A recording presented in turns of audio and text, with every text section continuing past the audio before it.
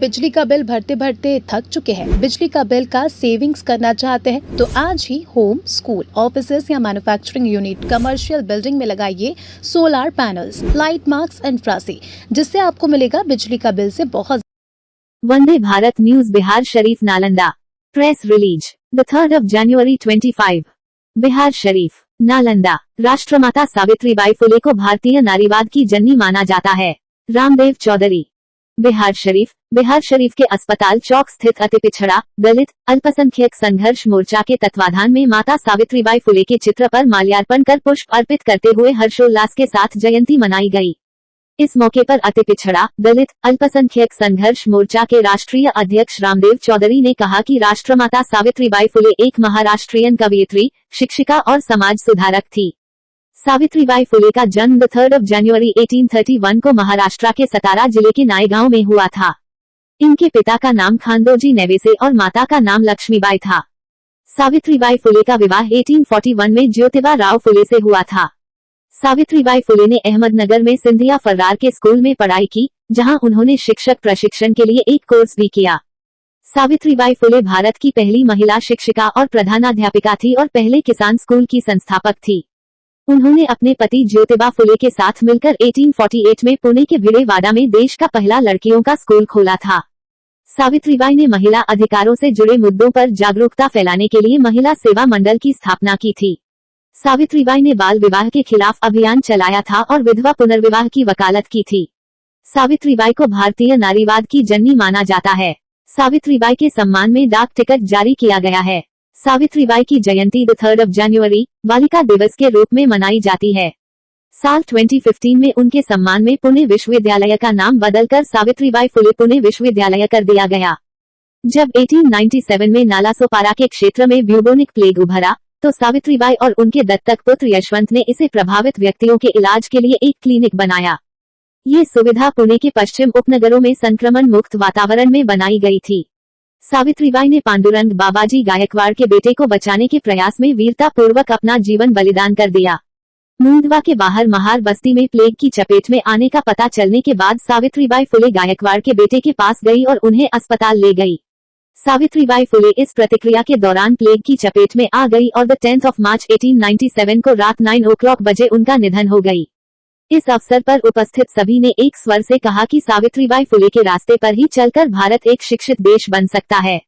इस अवसर पर अति पिछड़ा, दलित, अल्पसंख्यक संघर्ष मोर्चा के जिला महासचिव उमेश पंडित, जिला उपाध्यक्ष महेंद्र प्रसाद, आशुतोष कुमार मौर्य, अधिवक्ता अवधेश कुमार, रंजन कुमार, सुख नारायण भैया जी, सनी कुमार, राजेश ठाकुर आदि लोगों उपस्थित थे। रामदेव चौधरी। अति पिछड़ा, दलित, अल्पसंख्यक संघर्ष मोर्चा के राष्ट्रीय अध्यक्ष सह फुटपाथ संघर्ष मोर्चा के जिला अध्यक्ष।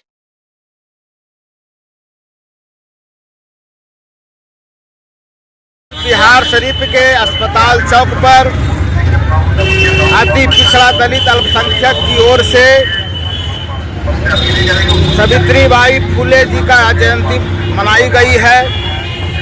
इनका जन्म आज के दिन ही 3 जनवरी 1831 को महाराष्ट्र के सतारा जिले के नायगांव में हुआ था और उनकी शादी 13 वर्ष की उम्र में ज्योतिबा फुले से हुआ था और उनका जो ध्येय था कि हम नारी के प्रति शिक्षा को आगे बढ़ाने के लिए, तो उन्होंने ही सर्वप्रथम विद्यालय खोलने का काम किया था और जिसमें 150 छात्राएं उसमें पढ़ती थी।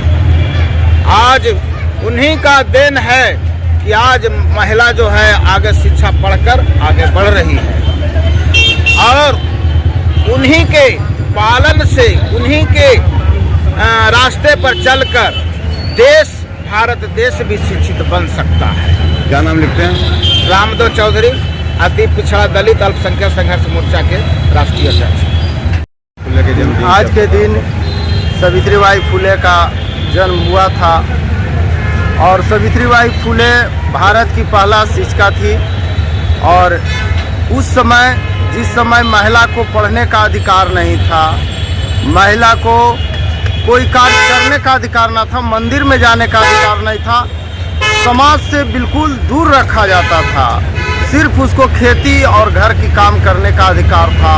उस समय सावित्रीबाई फुले ने महिला को आगे बढ़ाने के लिए सबसे पहले भारत में स्कूल खोली और पहला महिला शिक्षिका बनी।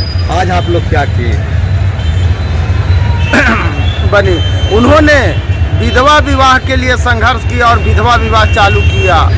उस समय विधवा हो जाने के बाद उसको गांव से किनारा रखा जाता था और उसको समाज में जीने का अधिकार नहीं था। वह प्रथा को सावित्रीबाई फुले ने खत्म किया।